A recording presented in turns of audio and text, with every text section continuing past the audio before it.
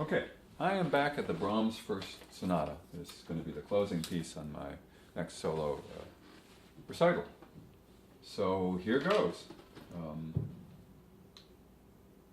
It's an interesting thing about glasses. I think I won't be wearing glasses for the solo performance. They tend to get in the way. I'm not going to be looking at music, but I am referring to music here. So I think since I'm going to try to internalize the music, which is to say lift it off the score and make sure my ear and my body and my mind can retain it, that I'm not going to use the glasses. But I will leave them here in case there's something I truly cannot read, just so you know. So here we go.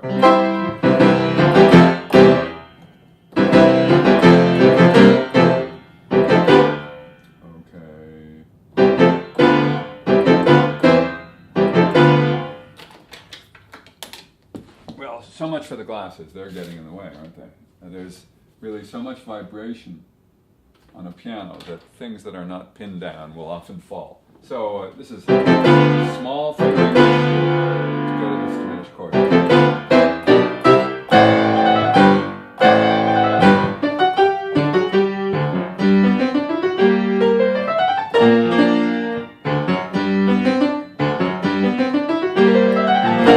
Okay. That 20-year-old card, Brahms, going immediately to B flat is kind of a shock. And the other thing, not discomfort, but his willingness to just make demands, whether or not they fall naturally under the hand. That's just something we put up with. So,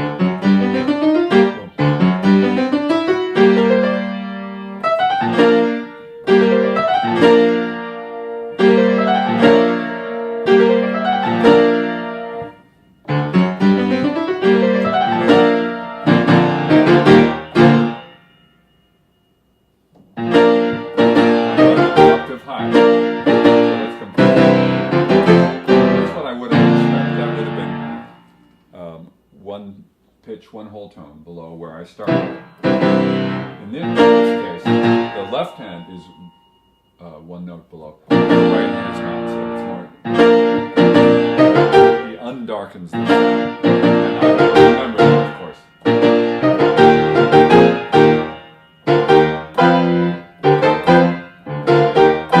think, again, I'm going to go to this.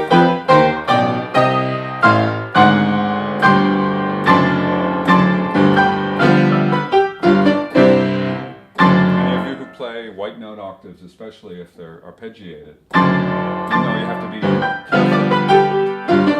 So for me, it's keeping the thirds, which are all the same kind of gesture, spacing, then two more notes a third apart, then a second.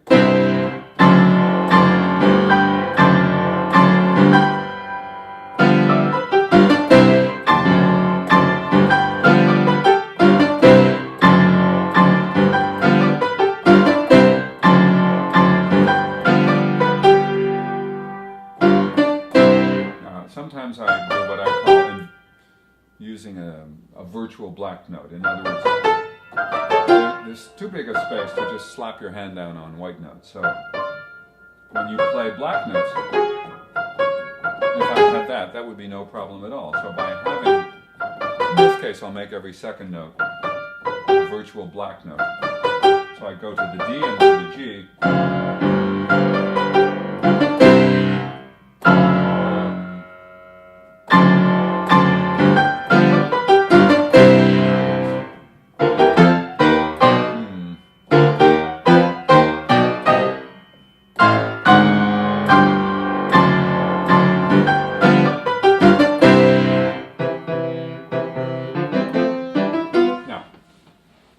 I'm not going back yet. I did say that I was going to, well,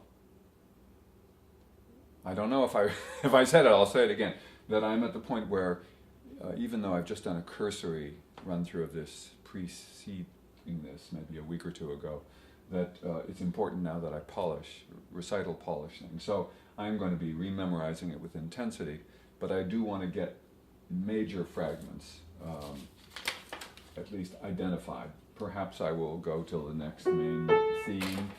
Perhaps perhaps I will go to the end of the exposition. I don't know yet, but I want to see how quickly these things flow back into my system.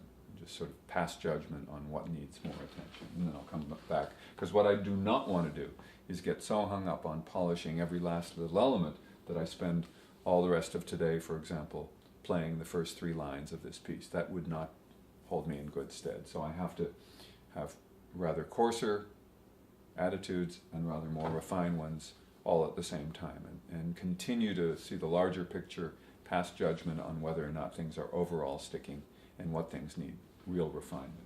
If there's a passage such as this one, for example, that needs a strategy, such as I offered myself, the strategy seems appropriate, so I'm going to do that. In fact, I may even mark it in just as a reminder of what I've done, and those 2-note gestures, for future reference, for when I come back to this and have to make it dependable. But I'm going on.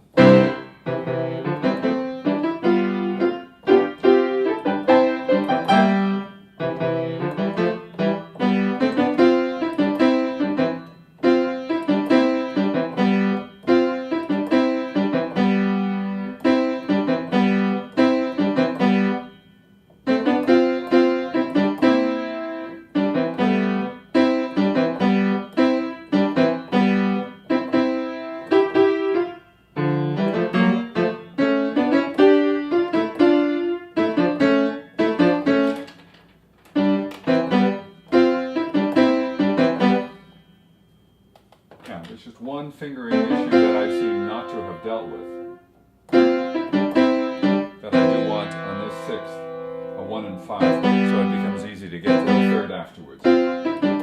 It's so easy to go to 2-5 and then, well, I could do that too, if I chose to go to 1 and 4 after, which is a rather creative solution as well. But I think going to 1 and 5 is a little more obvious.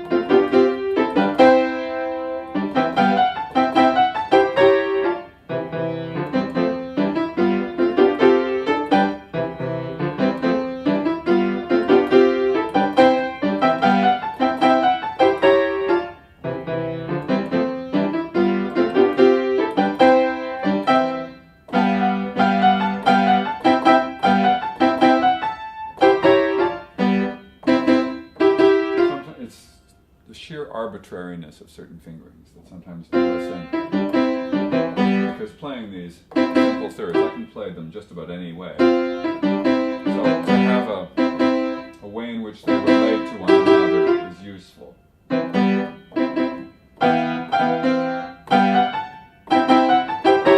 Well, maybe going 3-5 and then having these 2 under my hand.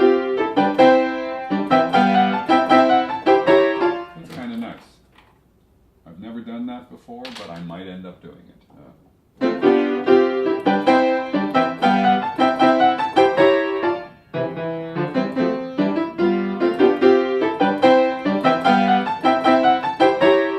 What I like about it is that it's easy to learn. In other words, I suggested a new fingering to myself. I played the whole passage, the whole phrase from memory, and I had enough attention left over, enough freshness of attitude, let me put it that way, to enable myself to tell myself to do that and to feel comfortable doing it. So that's a good sign. At the very least, my system is not rebelling against it.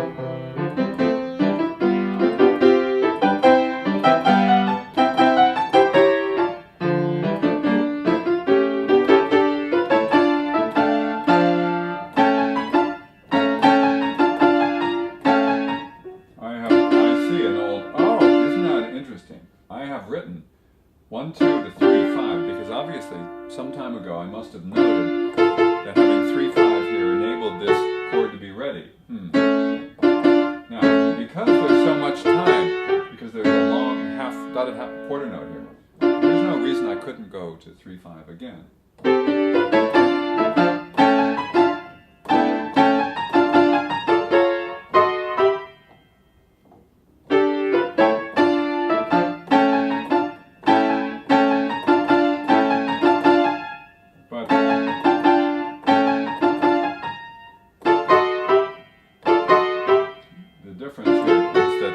I still have to move from F to F sharp, so, and also this,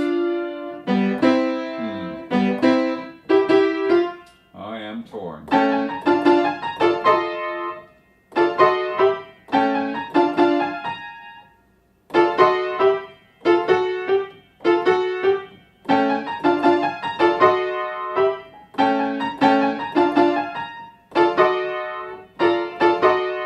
I rather like 1/4 to 1/3.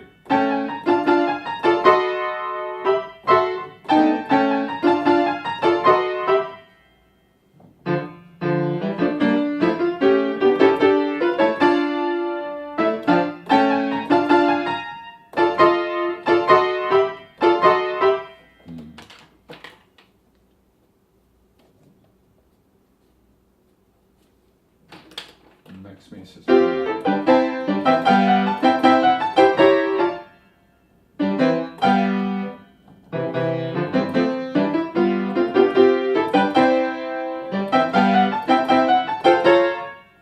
You see what happened? That's my old fingering, I think.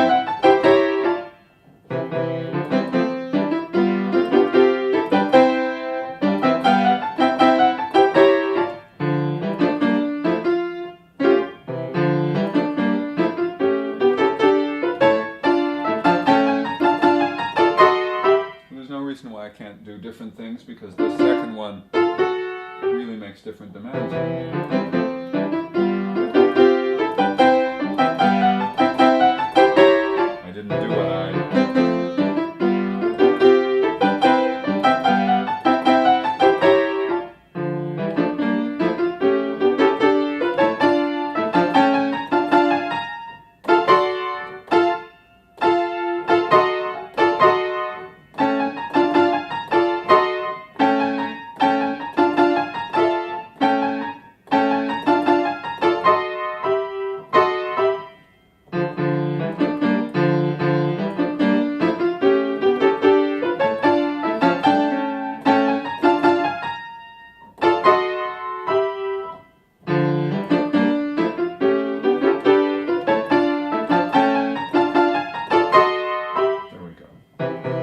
This one has a pickup, this one doesn't.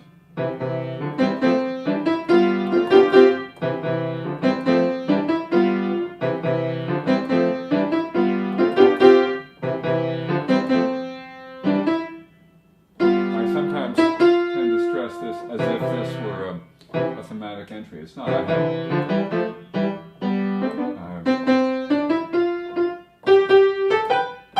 that's one. And this.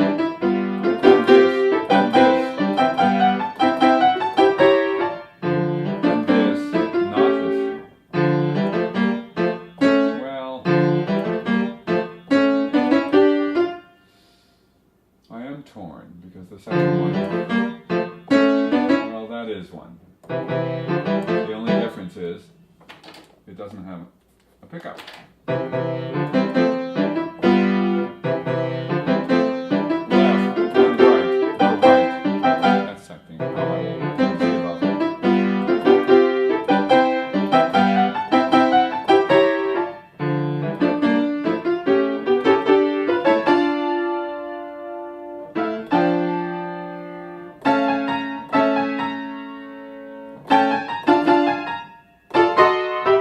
Making too big of a thing out of this, I think.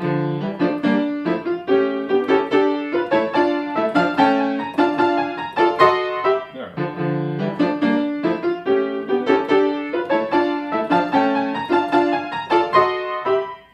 Third one. E minor. And then the inversion of the chord.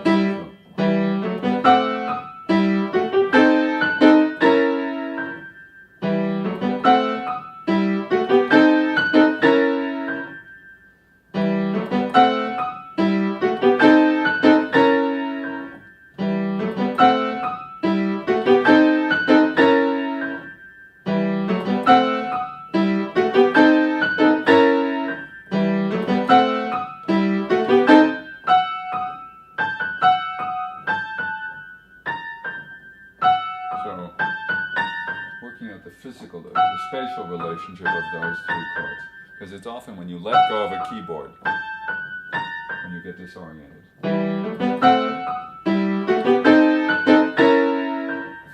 Now B.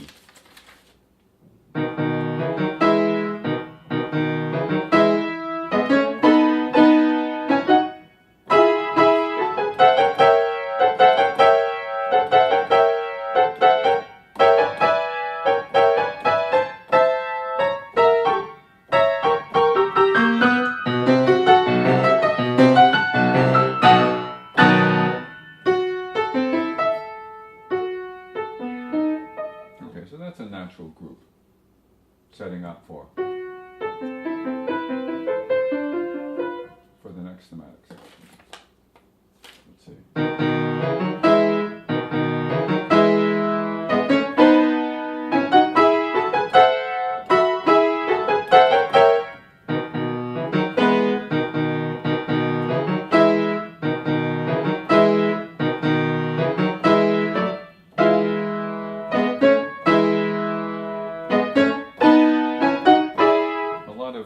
Passing my hand to a 5-3 position, to a new hand position. Start. Well,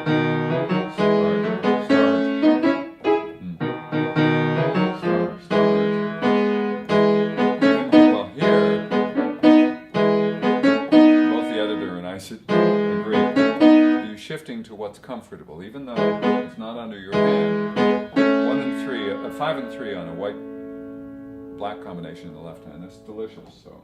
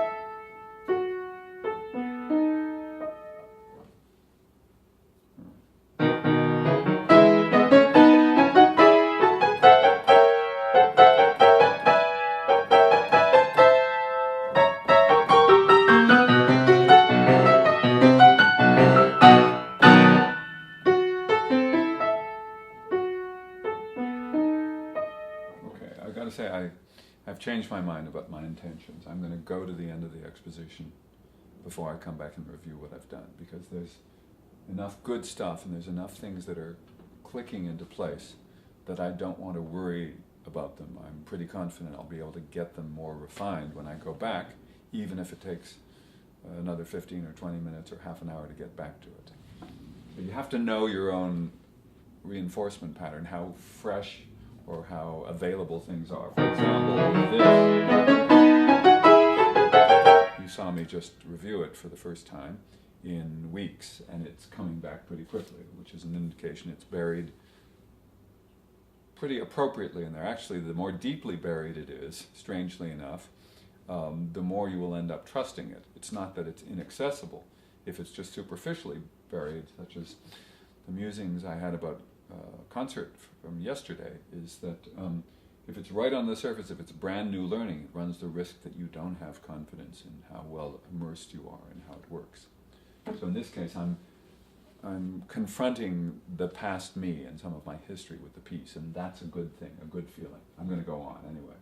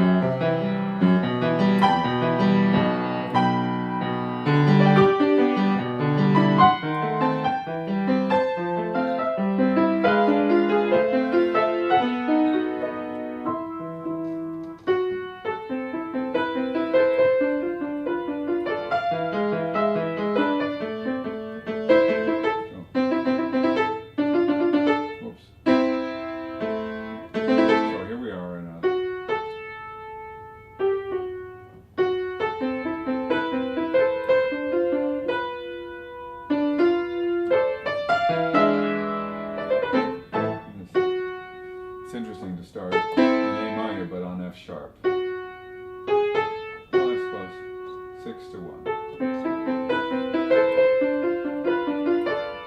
5, 7. That's pretty straightforward, I guess. But this is kind of electrifyingly odd, that F sharp.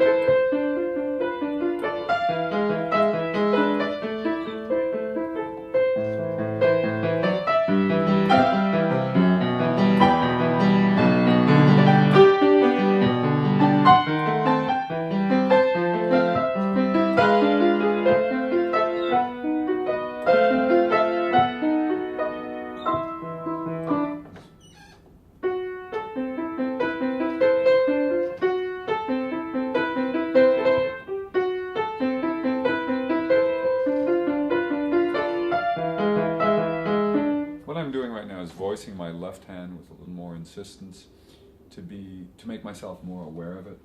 I certainly think one of the problems of having an obvious accompaniment and an obvious melody is you're consciously aware of something like this.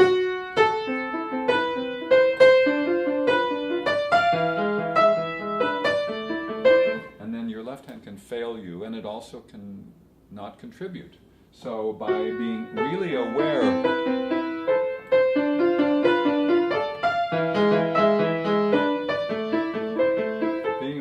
what it does and where it is and how it does it is a good thing in terms of confidence. It's also a good thing in that it offers you more instruments in your orchestral palette to play with. And more voices.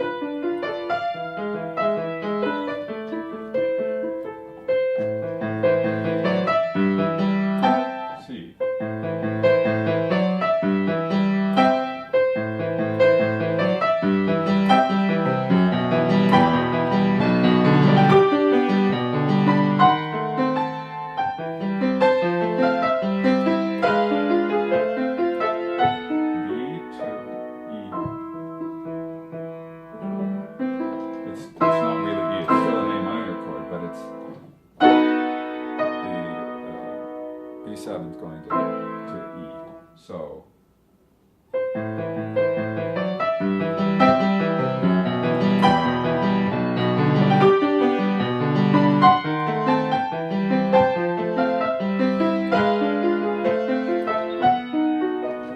okay, something for my ear and for my mind. Woo! A lot of these left-hand figurations are offbeat.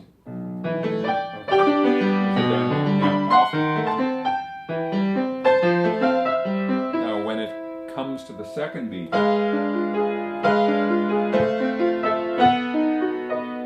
Brahms provides an additional line. He holds those half notes, and it goes with the alto line in the right hand. So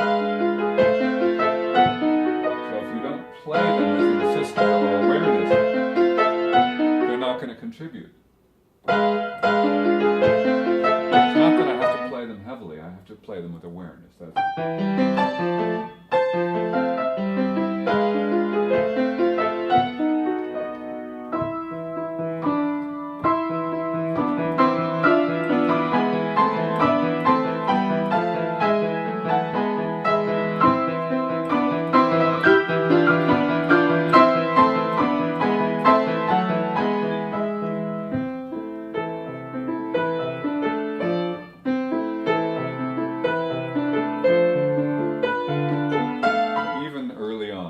knew how to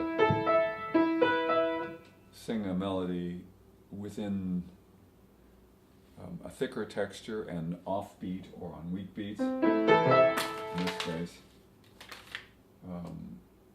I've got to say a lot of this, even though it's written in 4/4, feels in 2. And certainly here, he's definitely writing in 2 with the melody sounding on half beat.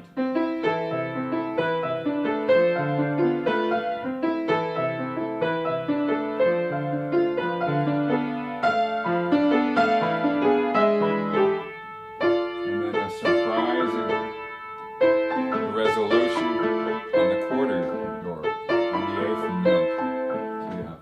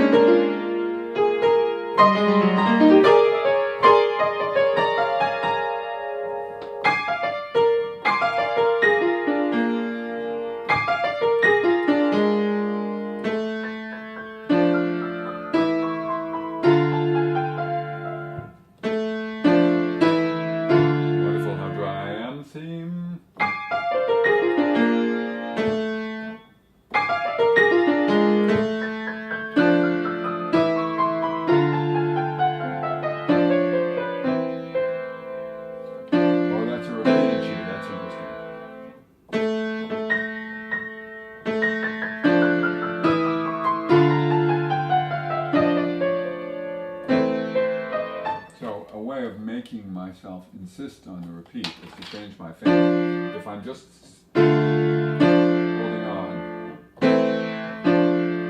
I have to go 1, 2, 5, a whole chord.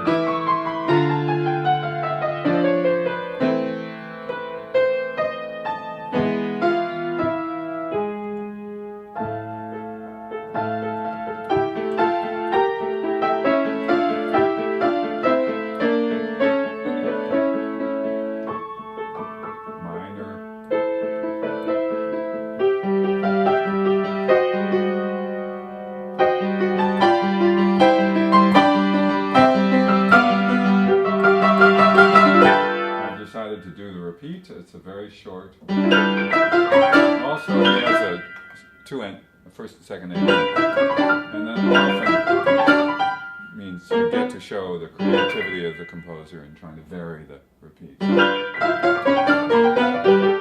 Whoops.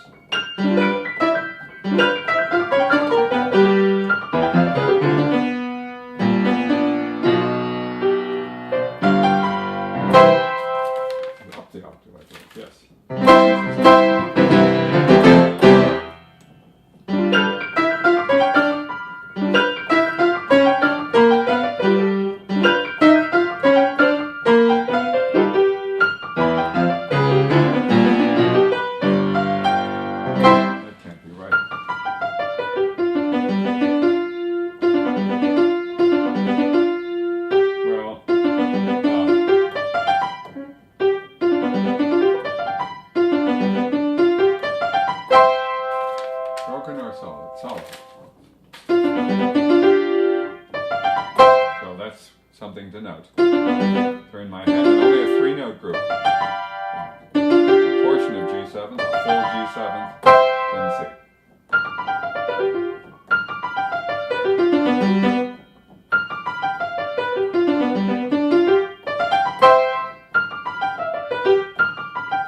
So I'm going to make an arpeggio fingering going from 1 to 5. I have to make sure the choreography delivers my hand comfortably. There it is.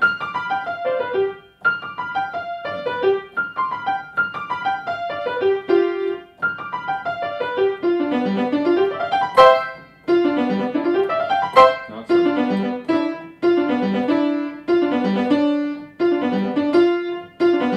So, what I was having trouble with is just a standard thing that I understand full well. The thumb and the 2 are dramatically different fingers. The thumb, after coming from the 2 on B, gets delivered into the key on D. Now if I try to play the F with my second finger, right where it finds itself, it's going to miss half the time, especially because of my thick fingers that don't fit well on the neck of the F. So coming back out toward my body is important. That means once I have in the swing, I mean literally in the swing of things here, it should work. It does work. Forget it should. There we go. So.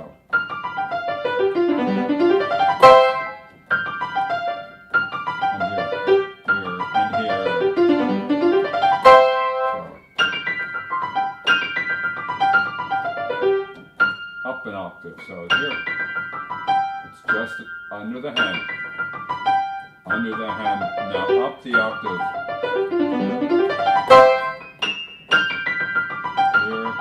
The octave. That's the idea. Let's see now.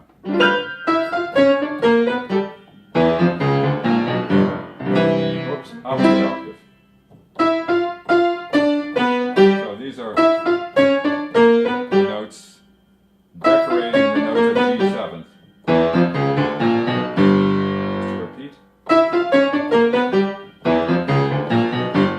Each one of them is a half step below a G7 note. Leading tones to those.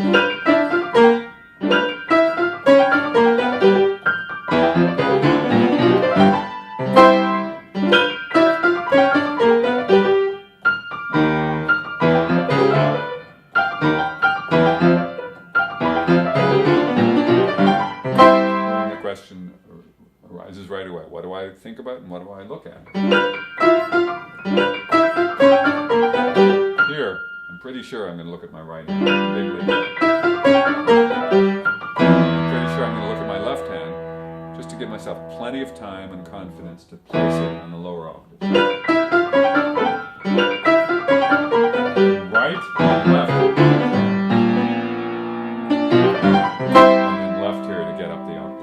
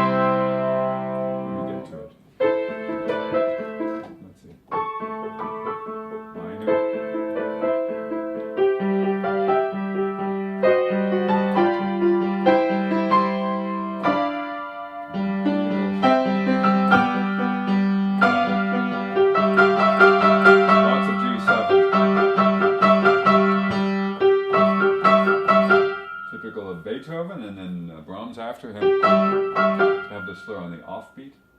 I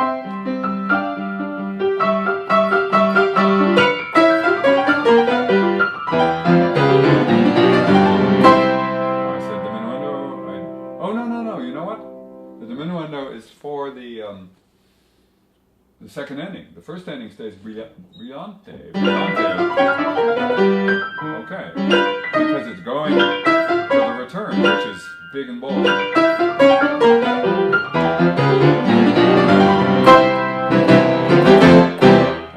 Okay. Where shall I back up to? I'm going to go to here. Parallel. This is una corda. Poco ritenuta, which he's written, or at least this edition seems to imply it's the whole section, that there's a held back quality to it, and it's much more intimate. Well, it's an advantage and a disadvantage of this early Brahms. He strings a lot of tunes together, a lot of sections together. Doesn't always integrate them perfectly, but he spins them out beautifully.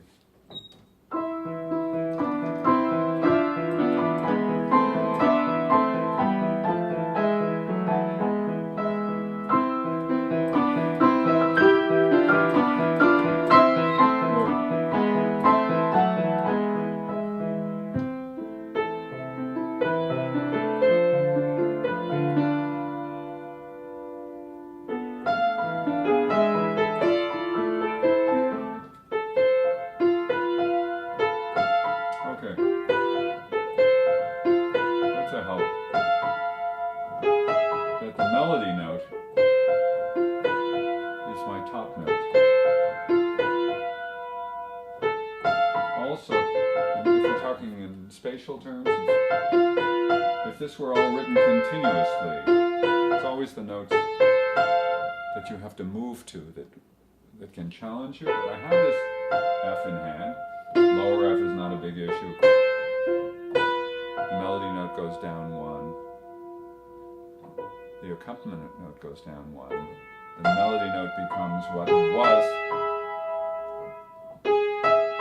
the upper note, and then down one from here. So I have, that's a simple tune,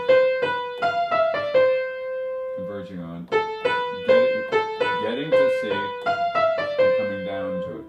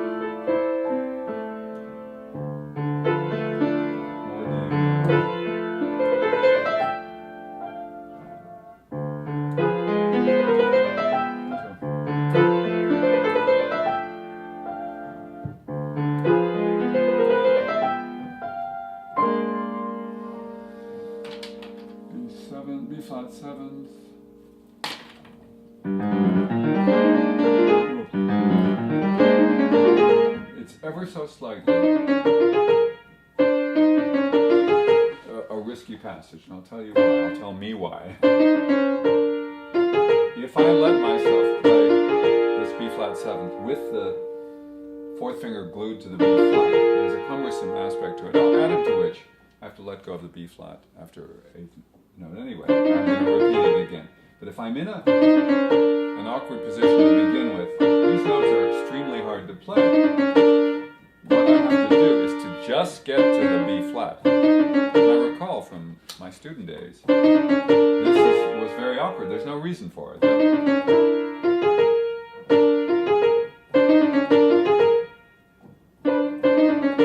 It's a question of divvying up the demand. So this is not hard for me. The arrival is not hard. And then I add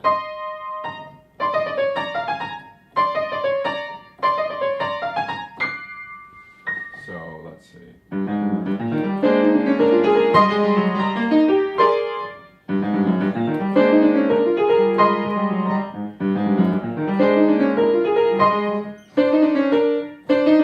Another thing I can hang on to the fifth as is written, or I could subtly lift and pedal at the very end.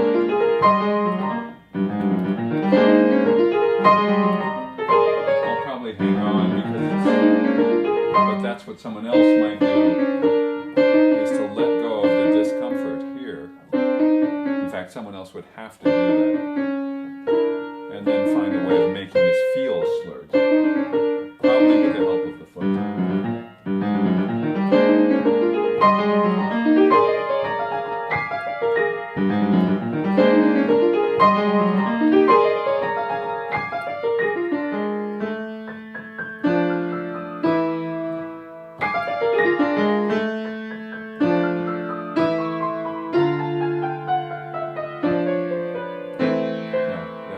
Changed fingering makes the difference in my remembering the reiterated A, which I'm not sure I was aware of before.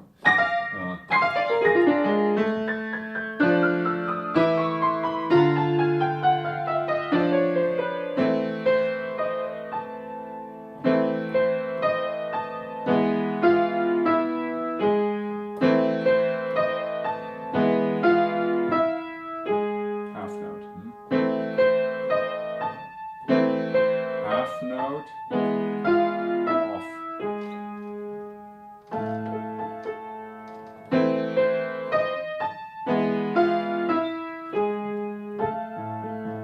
Whoops. Yeah, just saw it.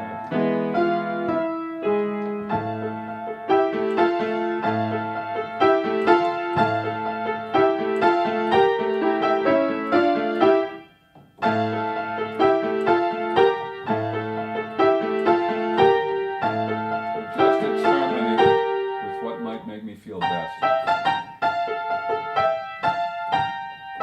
Actually, what makes me feel best is 1-2 to 1-3 to 2-4, which may indeed not be the fingering I used before. I'm getting better. I call it professional laziness. I'm getting better at finding the pathway or the solution that my body sort of breathes a sigh of relief with and says, oh, that feels good. I'd much rather do that than try to impose something fancy, but that's not immediately embraceable. So. I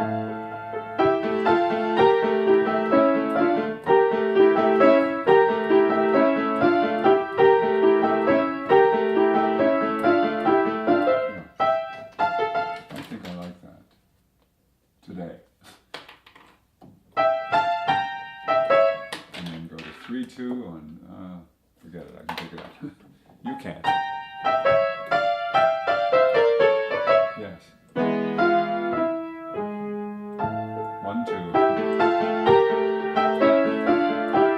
Oh, I do like that. Stop. And then 4-1 will get me beautifully into the next thirds. So. 1-2.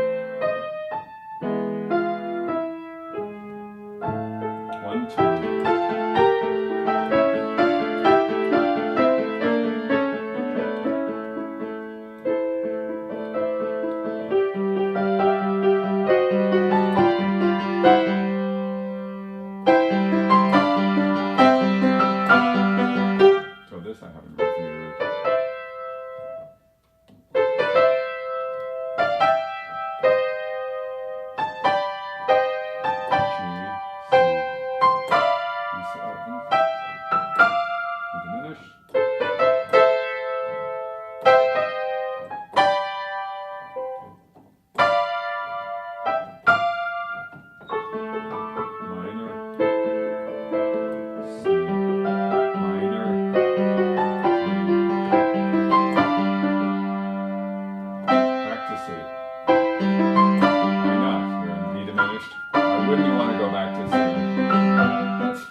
Sometimes I have to think logically when my body doesn't know what to do.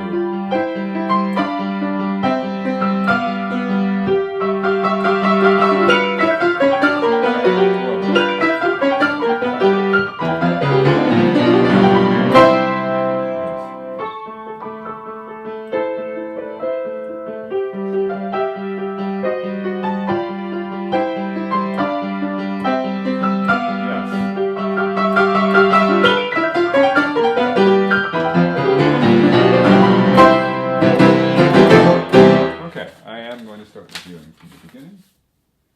Will I do it now? I'm going to take a brief break and then review.